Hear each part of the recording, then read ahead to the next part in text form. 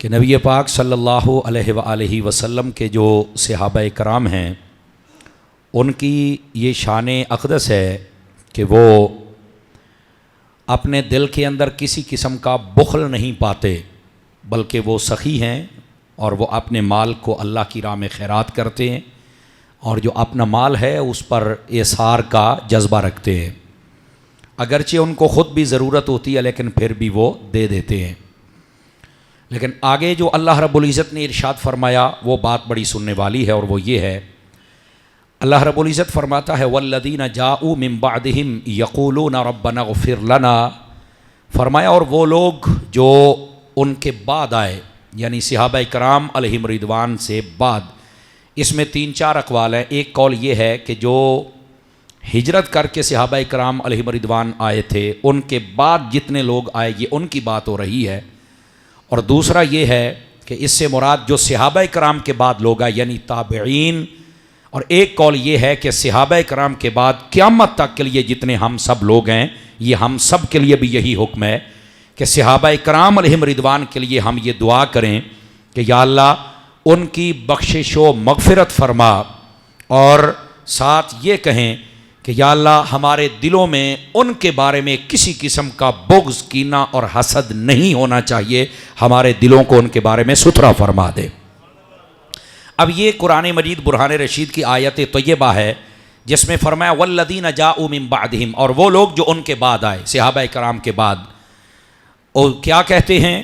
فرمایا وہ یہ کہتے ہیں یقولون ربنا اغفر لنا، یا اللہ ہماری بخشش فرما، ولاخواننا الذین سبقونا بالایمان، اور جو ہم سے پہلے ایمان لے گئے۔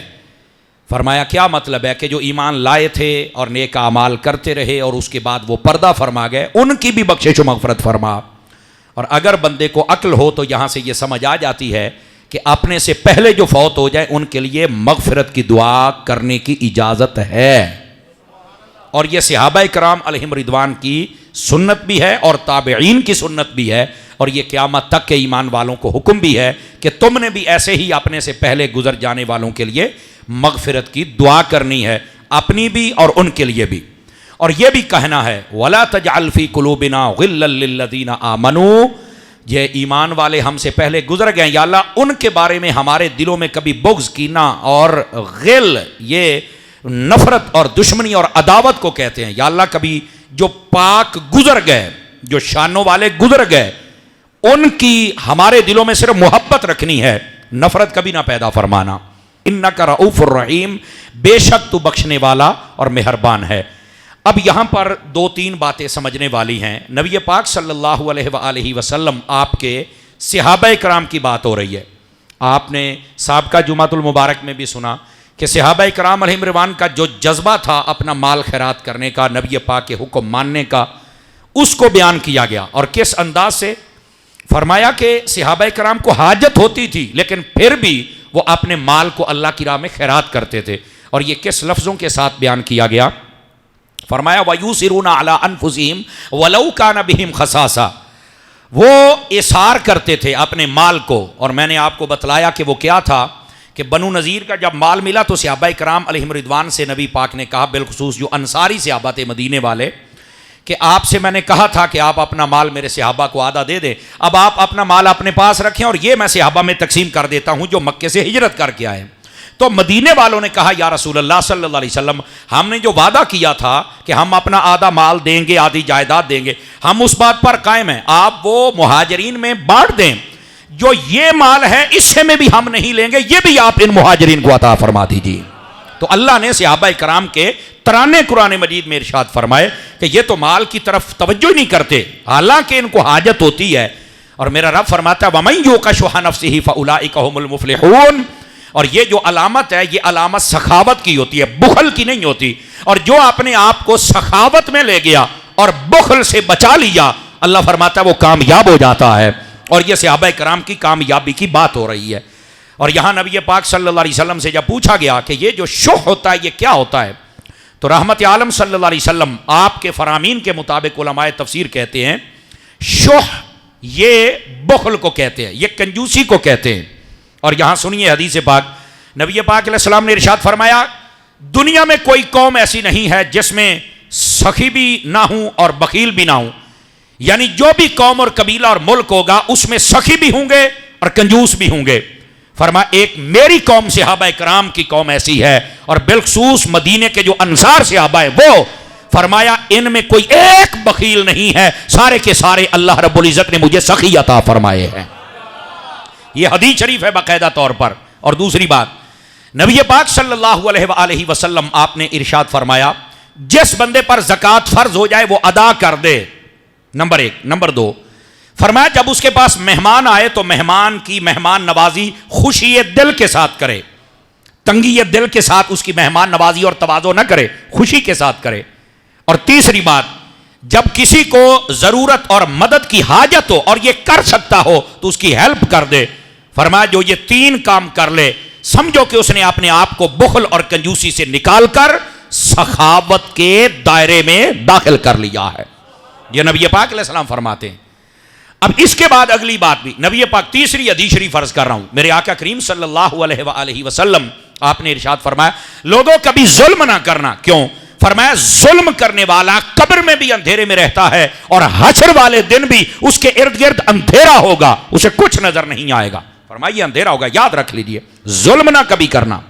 دوسری بات, نبی پاک صلی اللہ علیہ وسلم نے فرمایا کبھی بخل نہ کرنا. کہا حضور کیوں؟ فرمایا یہ بخل کی وجہ سے معاشرہ برباد ہو جاتا ہے. جب بندہ بخیل ہو جائے نا, کنجوس ہو جائے تو وہ زکوٰۃ بھی نہیں دیتا. جب بخیل ہو جائے تو وہ بندہ صدقہ بھی نہیں دیتا. جب بندہ بخیل ہو جائے تو وہ کسی غریب کی مدد بھی نہیں کرتا. اور جب آپ زکوٰۃ نہیں دیں گے تو غریب تو مر گئے نا. جب آپ کسی کی مدد نہیں کریں گے معاشرہ تو برباد ہو گیا. اور کسی کو حاجت ہے اور آپ اس کی حاجت پوری کر سکتے ہیں اور آپ نے پوری نہیں کی ہے تو معاشرہ تو برباد ہو جائے گا. تو میرے نبی پاک نے فرمایا کہ کبھی ظلم نہ کرنا, یہ اندھیرا ہے قبر و حشر کا. اور کبھی کنجوس نہ بننا. کیوں؟ فرمایا کنجوسی کے ساتھ معاشرہ برباد ہو جاتا ہے. اور جب لوگوں کو حق نہیں ملتا تو پھر وہ غریب لوگ بھی چور اور ڈاکو اور لٹیرے اور اچکے بن جاتے ہیں. بے سانو اوئیں تو تسی دینا نہیں, اسی اینج تواڈا لے لینے ہیں. تو اس واسطے فرمایا کہ کنجوسی کے ساتھ معاشرہ برباد ہو جاتا ہے. اور پھر اگلی بات بھی سنیے, صوفیاء کہتے ہیں جو سخی ہوتا ہے وہ اس کنویں کی طرح ہوتا ہے جس سے لوگ پانی بھر بھر کے لے کے جاتے ہیں اور وہ کنواں کبھی سوکھا نہیں کرتا ہے. اس واسطے سخاوت کی صفت اپنے اندر پیدا کیجئے. اور یہ سخاوت صرف مال میں نہیں ہوتی. یاد رکھو, ادھر دیکھو میری طرف, آپ جو کسی کے ساتھ حسن اخلاق سے پیش آ رہے ہیں یہ آپ کے حسن اخلاق کی سخاوت ہے. اب یہ جو ہم آپ کے سامنے بیان کر رہے ہیں یہ ہماری علمی سخاوت ہے کہ ہمارے پاس اتنا کچھ ہے اللہ کا دیا ہوا, لیکن ہم آپ کے سامنے بیان کر رہے ہیں. آپ جو اپنا ٹائم نکال کے آتے ہیں یہ آپ ٹائم کے سخی ہیں. کہ بہت سارے لوگ دکانوں پر کاروباروں میں بیٹھے ہیں, چلو یہ دوسری اذان ہوئی بھاج کے رال جزا ہیں, لیکن آپ پورا گھنٹہ 1.5 گھنٹہ پہلے آتے ہیں تو یہ ٹائم کی سخاوت دے رہے ہیں آپ. تو سخاوت صرف اور صرف یہ نہیں ہے کہ آپ مال خیرات کریں گے. آپ جو ٹائم دے رہے ہیں, آپ جو مسکرا رہے ہیں, آپ جو صدقہ کر رہے ہیں, آپ جو کسی کو اچھی بات بتا رہے ہیں, یہ سب سخاوت ہے. آپ اپنے ماں باپ کے پاس بیٹھ جائیں, یہ آپ ٹائم کی سخاوت کر رہے ہیں. آپ کے ماں باپ کی جو صحت ہے, میرے ماں باپ کی جو صحت ہے, وہ صرف پیسے اور دوائیوں سے ٹھیک نہیں رہتی. اولاد ان کے پاس گھنٹہ 1.5 بیٹھ کے گپ شپ لگائے, ان کی پاؤں دبائے, ماں باپ ویسے ٹھیک ہو جاتے ہیں. آج ہم ٹائم دیتے نہیں اپنے ماں باپ کو. تو یہ سخاوت بہت ساری چیزوں میں ہوتی ہے. تو یہ اپنے دائرے کو سمجھنے کی کوشش کیجئے اور اپنے سخی بنیے ہر اعتبار کے ساتھ. اور یہی صحابہ کرام کی صفت ہے. اور اس آیت تو یہ امام صحابہ کرام کے لیے کیا کہا گیا؟ اللہ فرماتا ہے جو صحابہ کرام کے بعد آئے, یعنی جو مدینے میں آئے یا بعد میں کلمہ پڑھا انہوں نے, یا پھر جو تابعین تھے وہ پہلے گزر جانے والے صحابہ کرام کے لیے مغفرت کی دعا کرتے تھے اور اپنے لیے بھی کرتے تھے. پتہ چلا اپنے فوت شدہ لوگوں کے لیے دعائے مغفرت کرنا یہ نبی پاک کے صحابہ کی سنت ہے.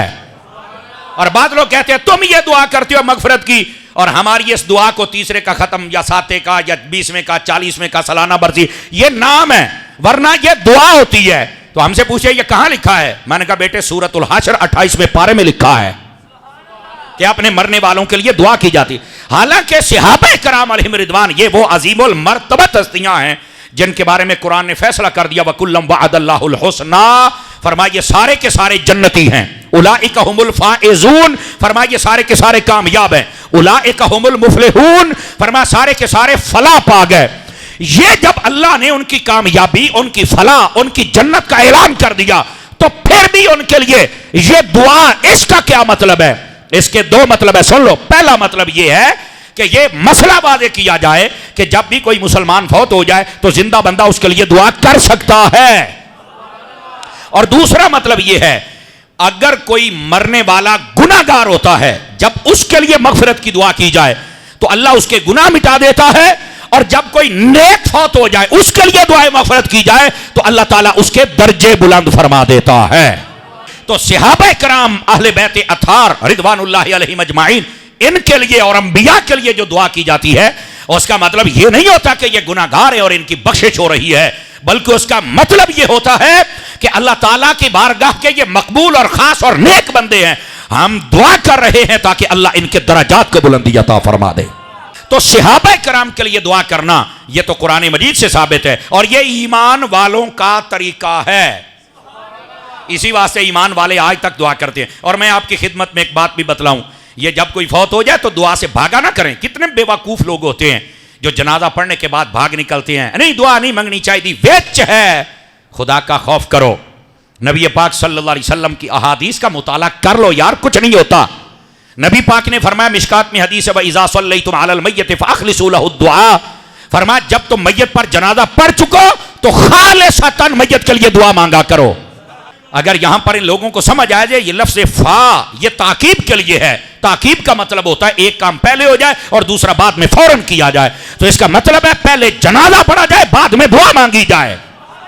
اور جو لوگ یہ کہتے ہیں کہ جنازے کے اندر ہی دعا ہوتی ہے، تو میں نے کہا یہ تو نماز پنجگانہ کے اندر بھی رب جعلنی والی دعا تو ہے، تو پھر بعد میں کیوں مانگی جاتی ہے؟ جبکہ نبی پاک نے فرمایا دو ٹائم ہے جس میں دعا زیادہ قبول ہوتی ہے، یہ ترمذی شریف میں حدیث ہے۔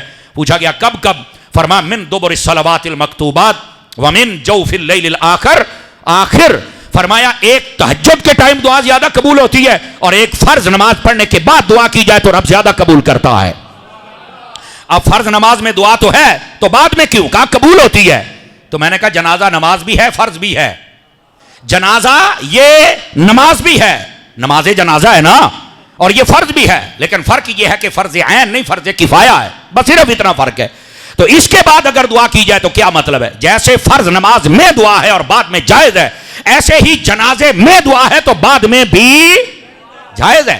اور اگر پھر بھی کسی کو سمجھ نہیں آئی تو میں کہتا ہوں پھر تمہیں یوں نہ سمجھا لیا جائے کہ تمہارے سامنے بندہ روٹی پکا کے رکھے اور مرچیں زیادہ ڈال دے، اور جب تم کھاؤ اور کہو کہ مجھے پانی دو، اور تمہیں جواب دینے والا یہ کہے کہ اسی سالن دے وچ بھی پانی پایا تے آٹے دے وچ بھی پایا تے وچ ہے تے باہر دی تے لوڑ ہی کوئی نہیں، تو پھر کہتے ہیں نہیں سمر صاحب بات یہ ہے کہ وہ جو بیچ میں ڈالا تھا وہ الگ تھا، اب بعد میں جائز ہے، مینوں مرچاں لگ دیاں پئیاں نے، مینوں لوڑ ہے۔ تو میں نے کہا اسی طرح جو جنازے میں دعا ہے وہ الگ ہے، میت کو بعد میں بھی ضرورت ہے۔ آپ کہیں گے اس کی کیا دلیل ہے؟ نبی پاک علیہ السلام نے فرمایا مل میت فی القبر الا کالغریق المتغوص، میرے نبی پاک صلی اللہ علیہ وسلم آپ نے ارشاد فرمایا مرنے والا جب قبر میں جاتا ہے تو اس کی مثال ایسے ہے جیسے کوئی بندہ دریا میں گر جائے۔ تو پوچھا گیا یا رسول اللہ صلی اللہ علیہ وسلم ایک بندہ دریا میں گر گیا ایک قبر میں چلا گیا تو اس کا کیا مطلب ہے؟ شارحین حدیث نے لکھا فرمایا جس طرح دریا میں گرنے والا انتظار کرتا ہے کہ میرا بھائی میرا دوست میرا یار میرا سجن آئے اور مجھے بچائے، اگرچہ لکڑی پھینکے رسی پھینکے پلاسٹک کی کوئی چیز پھینکے، بھائی دریا میں گر گیا ہوں اور مجھے کوئی تو بچائے، وہ کوشش کرتا ہے بولتا ہے ہاتھ پاؤں مارتا ہے کہ کوئی آئے مجھے بچائے۔ فرمایا اسی طرح جب کوئی بندہ مومن قبر میں جاتا ہے ینتظر لہ دعوۃ من اب او اخ او صدیق تلحقہ فی القبر، فرمایا قبر والا بھی انتظار کرتا ہے میرا بھائی میرا باپ میرے دوست میری ماں میرے رشتہ دار کوئی تو میرے لیے دعا کر دے تاکہ ان کی دعا کے صدقے میں اللہ مجھے اپنے غضب سے دور کر کے مجھے اپنی رحمت کا قرب عطا فرما دے۔ تو یہ تو قرآن مجید برہان رشید اور احادیث طیبہ بتا رہی ہیں کہ جب کوئی فوت ہو جائے تو دوسرا مسلمان اس کے لیے دعا کر سکتا ہے، اور مرنے کے بعد مرنے والے کو زیادہ طلب ہی دعاؤں کی ہوتی ہے۔ لیکن بے وقوف اور جاہل قسم کے لوگ بس اوقات یہ بھی کہتے ہیں تو پھر ختم درود تے تسی روٹی تو فروٹ کیوں رکھ دے ہو؟ کوئی کہتا تم پانی کیوں رکھ دے ہو؟ یہ بخاری مسلم دونوں میں حدیث ہے، میں جلدی میں سنا دیتا ہوں۔ نبی پاک کے صحابی جن کا نام ہے حضرت سعد رضی اللہ تعالیٰ عنہ، آپ کی والدہ فوت ہو گئی اور آپ موقع پر موجود نہیں تھے۔ جب آئے تو عرض کی حضور میری ماں فوت ہو گئی تھی اور میں اب آپ کی خدمت میں ایک مسئلہ پوچھنے آیا ہوں. تو نبی پاک نے فرمایا پوچھئے کیا مسئلہ ہے؟ تو اس نے کہا حضور مسئلہ یہ ہے کہ میں اپنی ماں کے لیے اگر کچھ چیز خیرات کروں تو کیا میری ماں کو ثواب پہنچے گا؟ تو نبی پاک نے تو نہیں فرمایا نہیں بھائی کچھ بھی نہیں پہنچنا، بس زندہ ہوتے ہوئے جو اس نے عمل کر لیا ٹھیک ہے، اب کچھ بھی نہیں. نہ نبی پاک نے فرمایا ہاں ثواب پہنچے گا. تو اس نے کہا کیا میں کروں تو ثواب زیادہ پہنچے گا؟ اس وقت مدینے میں پانی کی کمی تھی. نبی پاک نے فرمایا پانی کا اگر کنواں یا پانی کا انتظام کر دے تو اللہ تیری ماں کو ثواب عطا فرمائے گا. اس نے پانی کا کنواں کھدوایا. آج کل وہ مسجد نبوی کے حصے میں آ گیا، 22 نمبر گیٹ پر داخل ہوں تو آگے ہے وہ قالین ایسے بچھا ہوا ہے، لیکن نیچے نشاندہی انہوں نے کی کہ یہ وہ حضرت سعد کی ماں کے لیے کنواں تھا. وہ بن گیا، سینکڑوں سال تک لوگ اس سے پانی پیتے رہے، اور اس کے اوپر نبی پاک نے فرما دیا تھا ہاذہ لأم سعد کہ یہ سعد کی ماں کے لیے ہے. میں کیا میری جان اگر پورے کنویں کا پانی کا ثواب قبر میں پہنچ سکتا ہے تو ساڑھے جگ گلاس دا بھی نہیں پہنچدا. کیسے بے وقوف ہو گئے ہو بے ساڑھے گلاس دی تینوں پیڑ ہوندی پئی ہے تے اوتھے پورا کھو ہوئے. اب یہ بخاری مسلم میں حدیثیں ہیں، پتہ نہیں لوگ پاگل ہو گئے، ان کو سمجھ نہیں آتی. او بھائی ثواب پہنچانا ہے. اچھا کئی چوڑ یہ بھی کہتے ہیں لے تسی روٹی دیندے ہوتے تواڈے مردے روٹی کھاندے نے. تے میں کہا تیرا پیو جدوں مریا سی تو کفن پوایا، تیرا پیو شادی تے جاندا پیا سی. ہے چبڑ جان دی، شرع شریف کا حکم ہے، تو عمل کر چبڑا مار دے ہو. یار یہ جو جاہل ہے ان کو کہہ رہا ہوں تساں کیوں ترٹھے بیٹھے ہو؟ ایسی بے ہودہ باتیں کرتے ہیں یار. اور پھر اگلی بات، نبی پاک علیہ السلام تشریف فرماتے، غور سے سنیے گا. ساڑھے فروٹاں تے بڑا اعتراض ہوندہ سامنے رکھتی ہو تو یہ کیا ہے؟ تو میں نے کہا کیا سامنے رکھ کے قرآن پڑھنے سے کوئی چیز حرام ہو جاتی ہے ظالمو؟ نبی پاک نے کیوں فرمایا جب کھانا سامنے ہو تو بسم اللہ پڑھی جائے؟ تو اس کی شرح پڑھ کے دیکھیے. فرمایا بسم اللہ پڑھنے کے 2 فائدے ہوتے ہیں، ایک تو کھانے میں برکت ہوتی ہے، دوسرا شیطان نہیں کھاتا. اس واسطے جڑے کہتے ہیں نا اسی ختم دی روٹی نہیں کھاندے، میں کہ مینوں سمجھ آ گئی ہے. بسم اللہ پڑھی جائے تو شیطان نہیں کھاندا، جتھے چاروں کول نال پڑھی جاویں مور شیطان کی میں کھائے گا. اے شیطانو تسی نہیں کھانی، یہ انسان کھائیں گے. وہ نہیں پہنچدا تو نہیں ہوندا تو یہ ہے تو وہ ہے. تو میں کہا نہ کر، ساڈے پارو پیو ان کی کرتے ٹنگ میں تن روکیا. لیکن بات یہ مسلمانوں کے عقائد قرآن و حدیث میں بیان ہو گئے، شرم ہی نہیں آتی، امت کو تفرقے میں ڈالا اور پوچھنے والا کوئی نہیں ہے. تو عرض کرنے کا مقصد یہ ہے نبی پاک صلی اللہ علیہ وآلہ وسلم آپ نے فرما دیا کہ بسم اللہ پڑھ کے کھانا کھاؤ. یہ بسم اللہ پڑھنا جائز ہے تو 2 ایتاں اور بھی پڑھنیاں جائز نے، منع نہیں ہے. اور ہمارے نزدیک یہ فرض اور ضروری نہیں ہے، کھانا سامنے نہ بھی پیا ہوئے تامی الحمد پڑھ کے ثواب اپڑایا جا سکتا، یہ ضروری نہیں، لیکن آ جائے تو برکت ہے، بے برکتی نہیں ہے، یہ یاد رکھ لیجیے. اور پھر اگلی بات، رحمت عالم علیہ السلام کے پاس پھر ایک صحابی آئے، یا رسول اللہ میری بھی والدہ فوت ہو گئی تھی تو کیا میں ان کے لیے کوئی چیز بھیجوں تو ثواب ملے گا؟ فرما ہاں. کیا چیز؟ فرمایا جو پسندیدہ ہے. انہیں کہا پھر کھجوراں دا باغ آپ ملاحظہ فرما رہے ہو؟ جی ہاں. فرمایا مینوں بڑا پسند ہے تے میں نا اینو اللہ دی راج خیرات کردا پیا. نبی پاک نے فرمایا دا ثواب اللہ تیری ماں نوں عطا فرمائے گا. او 10.5 کلو فروٹ تے تینوں اعتراض ہے، ادھر پورا باغ ہے. کچھ خدا کا خوف کریں یار، اس امت کو تفرقے میں مت ڈالیں، جو احادیث میں باتیں ہیں ان کو سمجھنے کی کوشش کریں یار. تو عرض کرنے کا مقصد یہ کوئی فوت ہو جائے تو اس کی طرف سے یہ ثواب پہنچایا جا سکتا ہے. ہاں ایک گل ضرور ہے، آؤں وکھیا ذرا غور دے نال. یہ مشکات شریف میں حدیث ہے اور فقیر ذمہ دار ہے اس بات کا. نبی پاک صلی اللہ علیہ وسلم کے پاس نا 2 صحابی آئے، ان کا والد تھا کافر، اس نے کلمہ نہیں پڑھا تھا. اور نبی پاک علیہ السلام کو آ کے کہتے ہیں ساڈا جڑا ابا ہے نا وہ فوت ہو گیا، تو انہیں آکھیا سی بھی 50 اونٹ، یہ اونٹ ہوتے ہیں نا، 50 اونٹ تم نے میری طرف سے خیرات کرنے اور 50 تم نے. 2 پتر تھے، دونوں کو بڑی جائیداد مال و دولت بنا کے دے کے گیا. کہنا میرے مرنے تو بعد 50 اونٹ تسا خیرات کرنے نے. انہوں نے کہا ٹھیک ہے. ابا فوت ہو گیا، ایک برا نے 50 اونٹ دیتے، دوسرے نے آکھا میں تو نہیں دیندا. انہوں نے کہا کیوں؟ انہیں کہا ٹھیک ہے ابا سی پر مسلمان نہیں سی، اور ثواب مسلمان ہوا پڑتا ہے، کافر ہوں نہیں پڑتا. وہ چلے گئے نبی پاک دے. انہوں نے کہا آؤ بھائی ہم دونوں بھائی چلتے ہیں نبی پاک سے، اور جی آدھے نے نکھیڑا کر لینے آئے.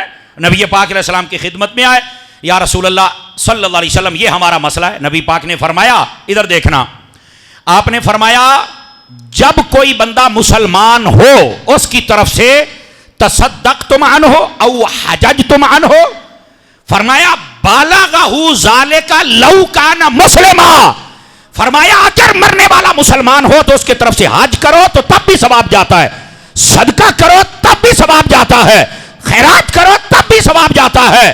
اور اگر مسلمان نہیں تو کبھی ثواب جا سکتا. لو جی مسئلہ، ہم جتنے سنی لوگ ہیں ہم اپنے مرنے والوں کو مسلمان سمجھتے ہیں، اس لیے قرآن بھی پڑھتے ہیں، صدقہ بھی کرتے ہیں، خیرات بھی کرتے ہیں. سانو پتہ ہے ثواب جاندہ ہی مسلمانانو ہے. ہم نے تو دل جلا کے سر عام رکھ دیا ہے. اب جس کا جی چاہے وہ روشنی حاصل کرے. ہن جدا دل کرے ہو ختم درود دیواوے، جدا نہیں دل کردا ہو مڑ آہو.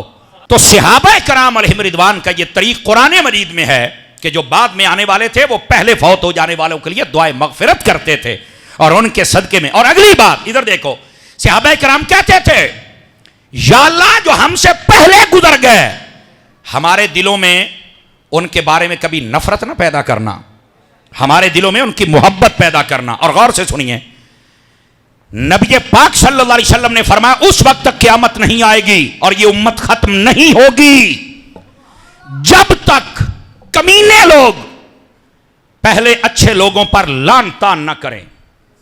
یہ مرزا جیل میں اور اس کے جتنے لونڈے ہیں یہ ان کے لیے لمحہ فکریہ ہیں. جتنے صحابہ کرام کے مخالف اور دشمن ہیں یہ ان کے لیے لمحہ فکریہ ہیں. فرمایا اس وقت تک قیامت نہیں آئے گی جب تک لوگ اپنے بزرگوں کو گالیاں نہ دیں گے، بکواس نہ کریں گے، ان پر لعن طعن نہ کریں گے. اور ان لوگوں کو کمینے کہا گیا ہے. اور یہ گندے لوگ ہوں گے جو صحابہ اور اہل بیت اور اولیاء کاملین پر بکواس کریں گے. اور ان گندوں میں سے ایک بندہ یہ جیل میں بھی ہے اور اس کے ماننے والے بھی ہیں. اب بزرگوں پہ بھونکتے ہو، یہ تو کمینے بندے کی صفت ہے. تو ان کے کمینے ہونے کے لیے تو یہ حدیث ہی کافی ہے. اس واسطے جو پہلے گزر گئے ان کے خلاف کبھی بات نہ کرنا، یہ کمینے لوگوں کی صفت ہے. اور اہل سنت کمینے نہیں ہیں، عاشقان مصطفیٰ ہیں. اسی واسطے صحابہ کی عظمت بھی بیان کرتے اور اہل بیت کی بھی بیان کرتے اور اولیاء کاملین سے بھی محبت کرتے ہیں. دوسری بات، نبی پاک صلی اللہ علیہ وسلم نے فرمایا اب یہ صحابہ کرام کے بارے میں دعا مانگی جا رہی ہے، یا اللہ ہمارے دلوں میں صحابہ کی محبت پیدا کر. نبی پاک علیہ السلام نے فرمایا مثل اصحابی فی الناس کمثل الملح فی الطعام. اے لوگو تمہارے درمیان میرے صحابہ کی مثال ایسے ہے جیسے تمہاری ہنڈیا میں نمک ہوتا ہے. ہنڈیا گھر میں پکتی ہے نا، اس کے اندر نمک نہ ہو تو کوئی پسند نہیں کرتا. ایک ہنڈیا یہ دل بھی ہے جس میں ایمان ہوتا ہے. فرمایا گھر والی ہنڈیا کا اگر ذائقہ اور پسندیدہ بنانی ہے تو نمک ڈالو، اگر دل میں جو ایمان ہے اس کا ذائقہ محسوس کرنا ہے اور اس کو پسندیدہ بنانا ہے تو پھر اس میں صحابہ کرام کی محبت کو داخل کرو. فرمایا کہ میرے صحابہ کی مثال تمہارے درمیان ایسے ہے جیسے ہنڈیا میں نمک ہوتا ہے. جس ہنڈیا میں نمک نہ ہو اسے بھی کوئی نہیں پسند کرتا، اور جس کے دل میں صحابہ کا پیار نہ ہو اسے بھی کوئی پسند نہیں کرتا. اور تیسری حدیث بھی سنیے، نبی پاک صلی اللہ علیہ وآلہ وسلم آپ نے کیا ارشاد فرمایا؟ آپ ارشاد فرماتے ہیں، فرمایا جو بندہ میرے صحابہ کی عزتوں کا دفاع کرے گا، من حافظانی فی اصحابی، فرمایا جو بندہ میری خاطر میرے صحابہ کرام کی عزتوں کا دفاع کرے، فرمایا قیامت والے دن میں محمد اس کی حفاظت کروں گا. وَمَنْ شَبَّ أَصْحَابِي فَعَلَيْهِ لَعْنَةُ اللَّهِ وَالْمَلَائِكَةِ وَالنَّاسِ أَجْمَعِينَ. اور جو میرے صحابہ کو گالی دے گا، برا کہے گا، فرمایا اس پر اللہ کی بھی لعنت ہے، اللہ کے فرشتوں کی بھی لعنت ہے، اور سارے جہان کے ایمان والوں کی بھی لعنت ہے. اور یاد رکھو صحابہ کرام کا دشمن جو ہوتا ہے اس کے چہرے پر ایسی لعنت ہوتی ہے دور سے پہچانا جاتا ہے کہ لعنتی جا رہا ہے، یہ صحابہ اور اہل بیت کا بغضی جا رہا ہے. اور سنی بھامے دی داڑھی چھوٹی جو ہوئے تے یا مڈھو نہ رکھی ہوئے، حالانکہ رکھیا کرو، اے بھی میں سنائی نہ آگے چل کے دا بھی ذکر آ رہا ہے، رکھیا کرو. بھامے مڈھو نہ ہوئے، بھامے چھوٹی رکھی ودا ہوئے تے بھامے اس منہ بھی سویر دا دھوتا شام تک کنجے دھوڑ اتے ہوئے تے پھر بھی اس کے چہرے پر جو عقیدے کا نور ہوتا ہے نا، جو ادب کا نور ہوتا ہے وہ سارا جہاں دیکھتا ہے. تو اس واسطے نبی پاک صلی اللہ علیہ وسلم کے صحابہ کی ہمیشہ عزت کرو. اور میرے آقا کریم علیہ السلام نے ارشاد فرمایا اللہ اللہ فی اصحابی لا تتخذوہم غرضا من بعدی فمن احبہم فبحبی احبہم ومن ابغضہم فببغضی ابغضہم. فرمایا میرے بعد میرے صحابہ کے پیچھے نہ پڑ جانا، ان کی عیب جوئی نہ کرنا، ان کے خلاف باتیں نہ کرنا. کیوں؟ فرمایا میرے صحابہ سے محبت اس بات کی دلیل ہے کہ وہ بندہ میں مصطفیٰ سے بھی محبت کرتا ہے، اور صحابہ سے بغض اس بات کی دلیل ہے کہ وہ بندہ مجھ مصطفیٰ سے بھی بغض رکھتا ہے. اس واسطے صحابہ کا پیار نبی کا پیار ہے، صحابہ کا بغض نبی کا بغض ہے. اب فیصلہ آپ کے ہاتھوں میں ہے، نبی کے صحابہ سے پیار کرنا ہے یا نہیں کرنا ہے. تو حضور کے صحابہ سے پیار کرنا ہے. میرا رب ارشاد فرماتا ہے، اب یہ یہاں پر بات مکمل ہوئی، اب آگے آ جائیے. وہ جو پیچھے آپ نے آج سے 3 جمعہ پہلے یہودیوں کی بات سنی تھی کہ یہودی قبیلہ بنو نذیر والے اور بنو قینقاع والے، ان کو نبی پاک نے جلا وطن کر دیا تھا. پھر انہوں دی گل آ گئی جی. پہلے یہودیاں دی گل کی تھی، پھر نبی پاک دے صحابہ نے کی کیتا او دی گل کی تھی، اور اس تو بعد پھر یہودیاں دی گل. اللہ فرماتا ہے الم تر الی الذین نافقوا یقولون لاخوانہم الذین کفروا من اہل الکتاب لئن اخرجتم لنخرجن معکم ولا نطیع فیکم احدا ابدا.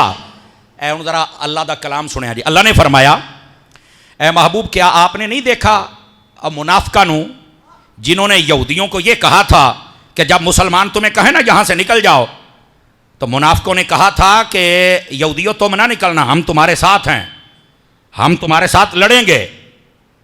یہ ابن سلول جو تھا نا، ابن سلول یہ رئیس المنافقین تھا، اور یہ اس وقت تک بھی منافقین کو صحابہ سے جدا کرنے کی آیات نہیں آئی تھیں، یہ اس کے بعد آئیں. اور جب آئی ہیں تو پھر صحابہ میں کوئی منافق نہیں رہا، منافقوں میں صحابی نہیں رہا. لیکن اس وقت تک ابھی یہ بیچ میں چھپے ہوئے تھے. اب اس نے کیا کیا؟ اس نے یہودیوں کے ساتھ پیغام اور پیار کی پینگیں چڑھائیں. منافق ہوتا ہی وہ ہے، سمجھ آ رہی؟ اتوں ہور تے وچوں. اور آپ کو پتا منافق کو منافق کیوں؟ یہ نفق سے ہے، نفق سرنگ کو کہتے ہیں. یہ دو منہ ہوندے نے، ادھروں بڑے تو ادھروں نکل جائے، ادھروں بڑے تو ادھروں نکل جاؤ. منافق ہوتا ہی وہ ہے. مسلمان والے پاس آوے تو سیدھا کافروں کو ٹر جاتا ہے، کافروں کو لو تو سیدھا مسلمانوں کو لو، ڈبل گیم کھیلتا ہے. اسی واسطے نبی پاک نے منافق کی جو مثال دی ہے، یہ کئی لوگ بڑے چیختے ہیں یہ مثال سن کے. حدیث ہے پتر برداشت کریا کر.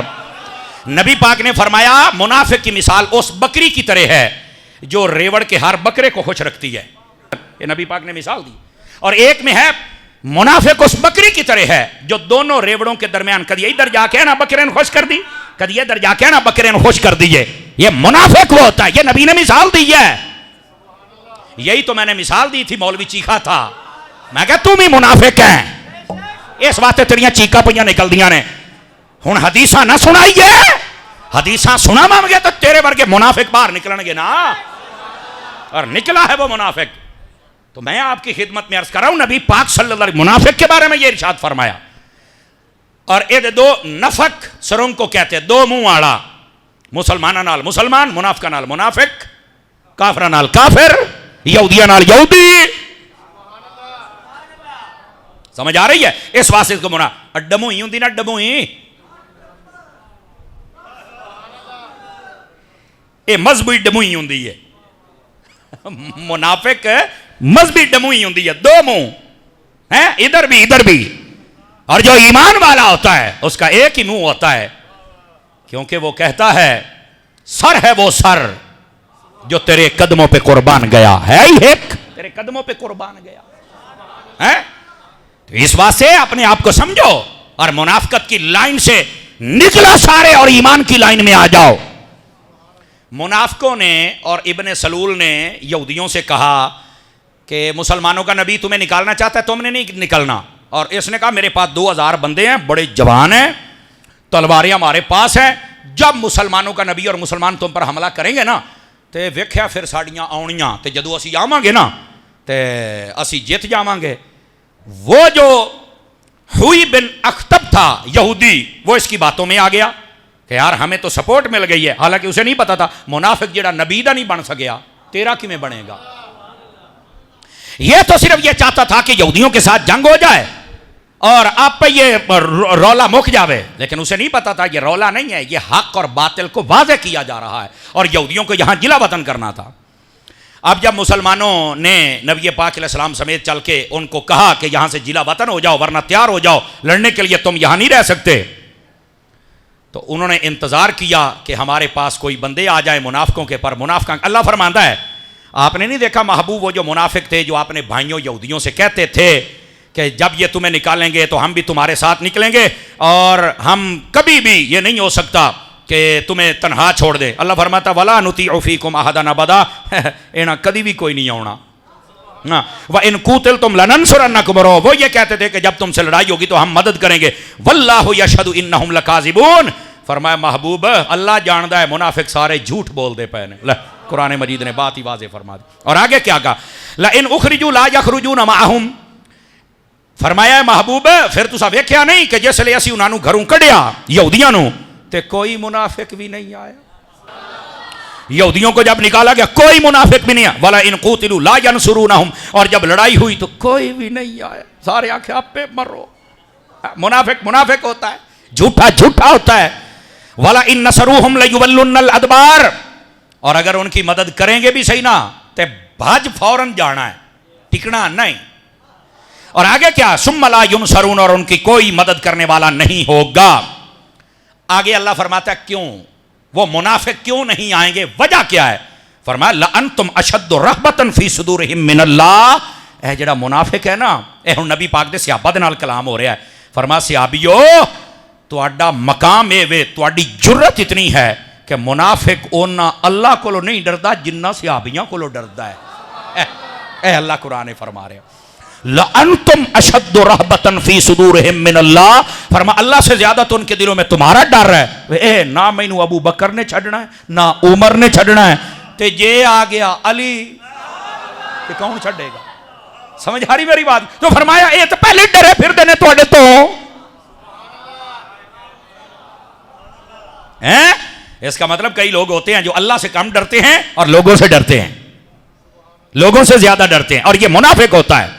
جو مومن ہوتا ہے وہ اللہ سے زیادہ ڈرتا ہے. اور آگے کیا فرمایا؟ ذالک بانہم قوم لا یفقہون، فرمایا اس واسطے بے عقل، جن تواڈی بولی بے قل، بے قل نہیں کہتے جتنے ہٹھاڑ والے لوگ ہو، بے عقل، جاہل، احمق، بے وقوف، ان کو پتہ ہی نہیں ہے. اور آگے اللہ کیا فرماتا ہے؟ لا یقاتلونکم جمیعا، فرمایا جب یہ تم سے لڑیں گے نا اکٹھے ہو کے لڑ ہی نہیں سکتے. کب لڑیں گے؟ فرمایا الا فی قرى محصنہ، یا تو یہ اپنے گاؤں دیہات میں بیٹھ کر کہیں گے اچھے آؤ تے تواڈے نال لڑنے آئے، ہم کہیں جا نہیں سکتے، اور صحابی تو اگلے دے گھر چلے جاندے سن، ٹھیک ہے، اگلے دے پنڈ اگلے دے شہر چلے جا اور نکلو باہر، مصطفیٰ کے غلام آئے ہیں. فرمایا منافق اور کافر اور یہودی یہ کبھی اپنے گھر سے باہر نہیں نکلے گا. نمبر ایک. نمبر دو فرمایا قرم محسنہ، یا پھر یہ بہت بڑا قلعہ بنا لے گا اس کے اندر چھپ کے بیٹھ کے لڑے گا، یا گھر تو یا کوئی قلعہ مورچہ اس میں لڑے گا. تیسری بات او من وراء جدر، یا پھر بڑی ساری دیوار بنا کے اس کے پیچھے بیٹھ کے لڑے گا کہ مینوں کچھ ہو نہ جاوے. قرآن نے ساری گل کھول کے نہیں بیان کر چڑی. فرمایا یا گھر چ لکا پیارا سی بھی ساڑے نال پورے پینڈ نال لڑو، میں کلا نہیں لڑدا، یا پھر واڑ کھوڈے جان گے. اور آگے کیا فرمایا؟ ذالک بانہم قوم لا یعقلون، فرمایا یہ کافر اس لیے کرتے ہیں ان کو عقل ہی نہیں. پہلے فرمایا ان کو سمجھ نہیں، ہن فرمایا عقل نہیں. توجہ ہے نا؟ اور آگے کیا فرمایا؟ کمثل الذین من قبلہم قریبا ذاقوا وبال امرہم وَلَهُمْ عَذَابٌ عَلِيمٌ، ان کی مثال تو ان جیسی ہے جنہوں نے ابھی ابھی مزہ چکھا ہے. اللہ فرماتا ہے انہاں دی مثال تو جنہاں ہنے مزہ چکھیا. کیا مطلب تھا؟ یہ جنگ بدر کا بعد کا واقعہ تھا. تو اللہ فرماتا ہے انہاں نو بدر والے کولوں سبق سیکھ لینا چاہیے سی بھی، وہ بھی بڑے بدماشی نال آئے سن، ابو جہل ہو رہی، لیکن اس جنگ میں 21 کافروں کے سردار مارے گئے تھے. 21 70 بندے ٹوٹل، سمجھ آ رہی؟ 21 کافراں دے سردار بالکل انہاں دا سر لا کے رکھ دیتا. نبی پاک صلی اللہ علیہ وسلم کے دیوانوں کو تسلی کے لیے رب فرماتا ہے ان کافروں اور یہودیوں کو سوچنا چاہیے بھی تمہارا حال وہی ہونا ہے جو بدر میں کافروں کا ہوا تھا، اور مسلمانوں کا حال وہی ہوگا جو بدر میں مسلمانوں کا تھا. اللہ نے وہاں بھی فتح عطا فرمائی تھی، یہاں بھی فتح عطا فرمائے گا.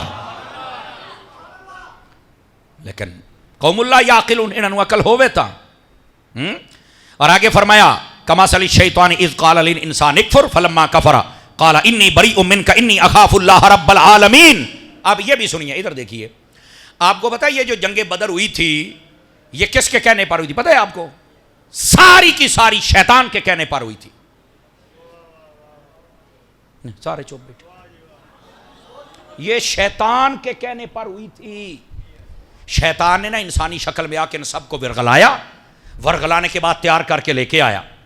اب جب میدان میں ان کے ساتھ تھا اور ہوا کیا، جب اس نے دیکھا نا کہ ادھر سے تو حضرت علی بھی ہیں، حضرت امیر حمزہ بھی ہیں، حضرت فاروق اعظم بھی ہیں،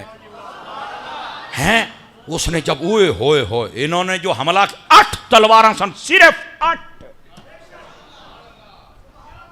سوٹے ڈنڈے لے کے جدو سارے صحابہ کرام نے چڑھائی کی تھی نا تو شیطان نے ویکھیا بھی نہیں بھائی اے نہیں ہار سکتے. تو شیطان بجن لگا نا تے سارے کافراں نے آکھیا اوے بڈڑیا اے بڈڑا بن کے آیا سی نا. میں کہا اوے بڈڑیا تو کدھر جاندا پیا؟ تو سانو سارے نو اے جناب علی دبی پھرنا اگے لا کے تے سارے نو تو آکھیا تسی اج انہاں نو مکا دینا ہے. انہیں آکھیا میں ویدا پیا کلے نہیں نال جبرائیل بھی آیا پھردا ہے. یہ شیطان کے کہنے پر جنگ ہوئی تھی اور شیطان ایتھے چھڑ کے گیا سی. ہاں، اور یہی بات اللہ رب العزت قرآن مجید میں فرما رہا ہے کہ وہ جب ایک انسان کو، اس انسان ہی مراد ابو جہل تھا، اس کو کہا اس نے کہ کفر کر، وہ کفر پر تیار ہو گیا. اور جب وہ آ گیا میدان بدر میں تو شیطان چھڑ کے بھجیا. انہیں آکھیا کدھر؟ کہندا میں تیرا کچھ نہیں لگدا، بھج گیا چھڑ کے. سمجھ آ رہی میری بات کی؟ اللہ فرماتا فَكَانَ عَاقِبَتُهُمَا أَنَّهُمَا فِي النَّارِ خَالِدِينَ فِيهَا. فرمایا ان دونوں کا ٹھکانہ جہنم ہے، شیطان دا بھی تے کافر دا بھی. وَذَلِكَ جَزَاءُ الظَّالِمِينَ. اور فرمایا اللہ ظالموں کو جو سزا ہوتی ہے وہ ضرور عطا فرماتا ہے.